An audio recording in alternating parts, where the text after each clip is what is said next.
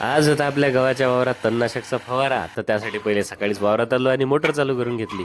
मग कोटी भरून घेतली आणि आकाश भाऊनं घेतले मग फवाऱ्याचे पंप भरून पंपात औषध टाकली. आपल्याला गहू पिरून झाले होते पूर्ण 24 दिवस. आजचा 25वा दिवस होता.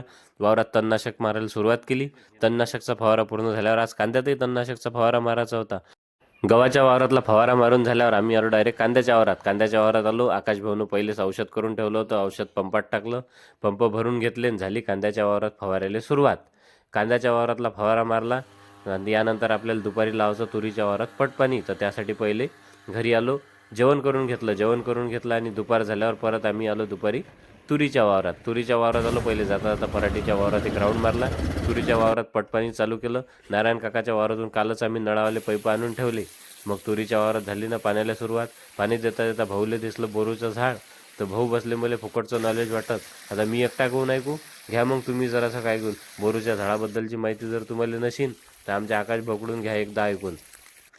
की या फुलात भरपूर नायट्रोजन आहे आणि हे फुलं खाल्ल्याच्यानं माणसाची पोटॅशियमची कमतरता कमी होते. नायट्रोजन, फॉस्फरस, हड्ड्या मजबूत होत आहे ना. मटण खाल्ल्यापेक्षा हे फुलं खातात.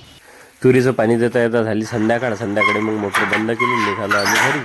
तर भेटू पुढच्या ब्लॉगमध्ये. तोपर्यंत जय गजानन माऊली. उन्हामध्ये सावली स्वामी, दुःखामध्ये सुख हे स्वामी.